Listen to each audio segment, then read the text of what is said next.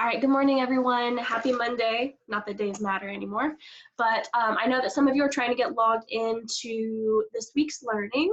I apologize that the link I sent earlier did not work out so well. I promised I'd test them out before I send them. The problem is that I have access to different things than parents do, so sometimes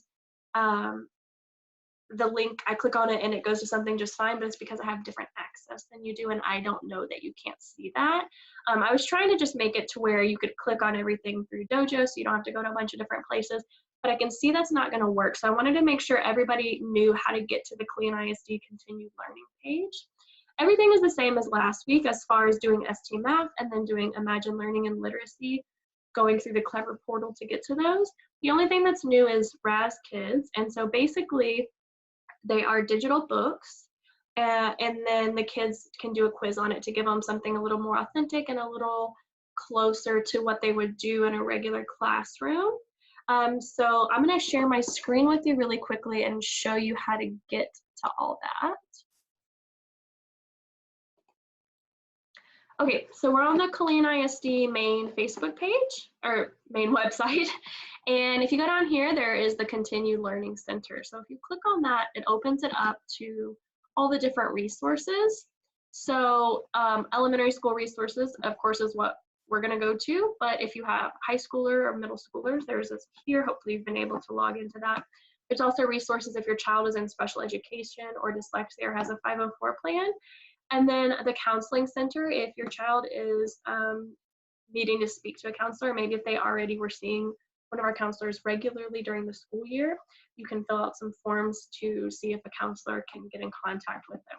So I'm going to go to the elementary student resources.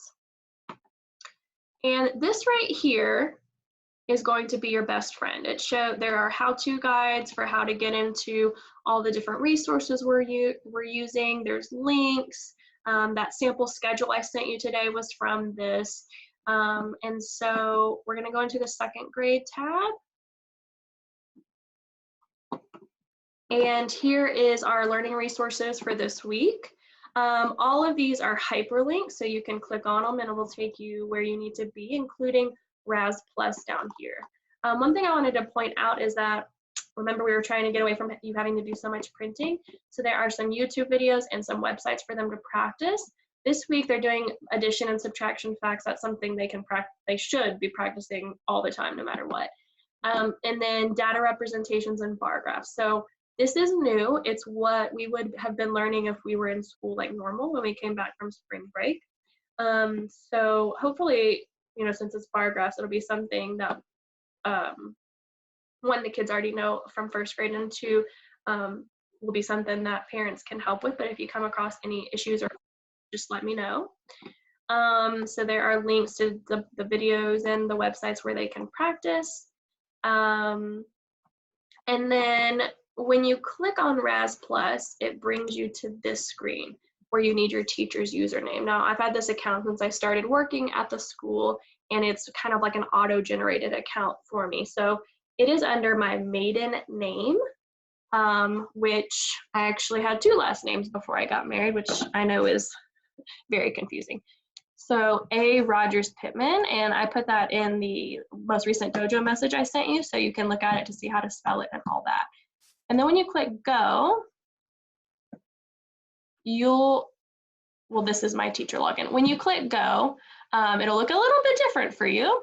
There will be a list of all the names, usernames, the S plus their ID number. So you find your child's, then it'll ask you to put in their password, which is the first 3 letters of their last name and that same student ID again. And then they are able to read the book called You Stink and answer questions. I know I previously mentioned that I was going to set it up to where there was a read to me option for those of you who had students that need that. But unfortunately, what we found is when students were doing the read to me options, I guess the website itself reads the book at a speed that makes it think that the kid is just flipping through the book, which I know is crazy, but that one's out of our hands. So I unchecked that. If your child is needs some help with that or reading the questions and answer choices, please feel free to help them. If they don't, that's great. But they can do the quizzes, and then I'm able to see how they did. There's also an option where they can record themselves reading, so I can hear how they're doing on their fluency and all that you're welcome to use. So I hope this answered any questions that you guys had. Again, I'm sorry about those links that weren't quite working, but if anything else comes up, please let me know. I'll be here. Thanks.